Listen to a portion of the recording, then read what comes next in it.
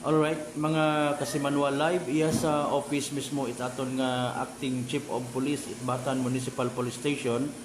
Kaibahan naton makaron actually si Police Captain Ryan Batadlan. Sir, good morning. No? Live kita sa Energy FM Kalibo Facebook page. Congratulations sa successful implementation naton search warrant kay inangaranga agahon sa area it Kamansi sa iyaman sa may banwa mismo Batan. Mangayo kami sir sang kuro nga background hamaan gin-applyan search warrant ang daya karanga si alias Wilbert nga sir. So, good morning. Manong Malbert sa aton mga kaibahan nga pamati sa mga aga. So, sini nga aga is nag-implement kita sa aton nga search warrant for illegal possession of firearms. Okay. So, inatabo, kaina, 6:40 a.m. Start kita sa atong operation for search warrant sa Barangay Kamansi, Batan, sa Municipality of Batan. So, aton nga ginarest is si Wilbert Graciano. So, aton din search ang iyang balay for possible na firearms nga makita sa sulod sa iyang balay. Okay. Sir, kay na sa ginbasa man ka ng search warrant, ano? Hindi kita maka-live to kaina, hindi man kita maka-signal, no? So, ginbasa man kay na ka ng search warrant, nakabutang ito, caliber 45 and amos, tapos may granada pa. Now, kay na sir, ang na-recover is iba. Anong matabo dayon ka sir?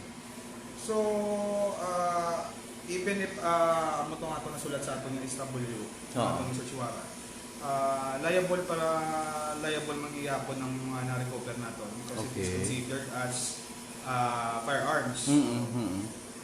We have recovered one unit na 22 na rifle. Tapos isang may magazine siya na may 4 na ammunition na caliber 22. So pagkatapos isang squares Bingham airgun rifle. Tapos isang caliber 45 na magazine na wala siyang ammunition. Tapos dalawang cartridge ng caliber 45 din yung na-recover po natin. Ayun, oo. So, violation pa rin siya sa Republic Act 10591, no? Yes, Manong Albert. Okay. Background ka na sir, na naman, may nagreklamo sa iya sining pumuluyo or may nagapinalupok siya kung ano ang reklamo sila sa iya? Yes, ang aton nga nadakop is may mga issue sa ila, which is kapinalupok. Okay. So, may mga blatter matadali sa atin yung police station regarding sa mga incidents yung maging buhat dito sa ilang barangay. Oo. Paano ni sir kay nag-claim siya kay inano na istorya naton siya initially, hindi man to kunugid ila balay kag wala kuno sila nagapahilabot sa mga butang ato dito sa sulod kag even siya naga-insister nga hindi man to kuno iya atong mga na-recover naton nga firearms. Ano ang disposition sa sang Batan MPS sa iyang aligasyon man? So, talagang is allegation lang. Because dira siya, address niya, registered mo siya sa barangay nga dira sa Gaistar. Hanggang mo nang ilang gina-istaran gid. So, considered, we do the legal search man together with two kagawads and together with yung Manong Malbert as our witness na media. So makita naton na we do the legal procedures and to recover that mga naton mga items na nakita. So we considered it as liable sa support tanan yung mga nakuha naton.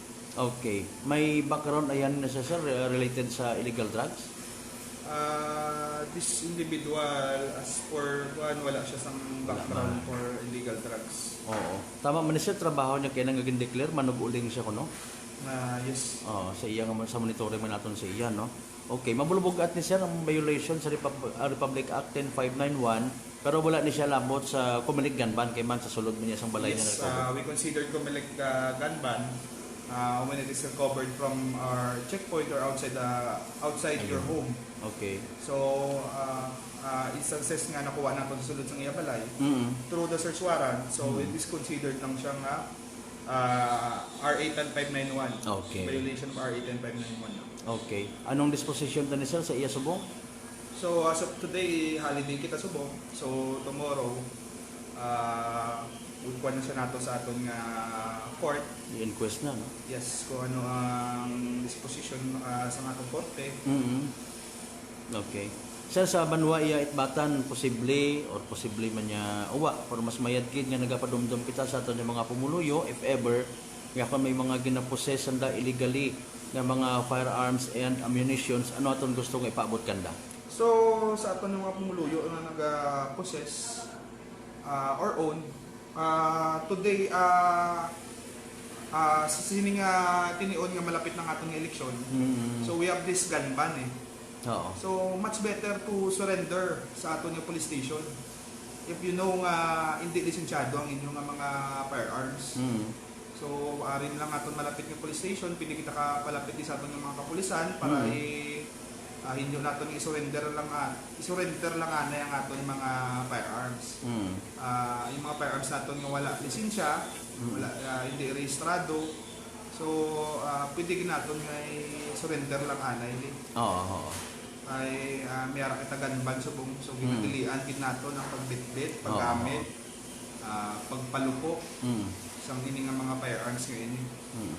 Sige. Sales information nga na, madamo salamat. Kag of course, congratulations liwat sa inyong pag-implement it search warrant karang agahon. Thank you so much. Good morning.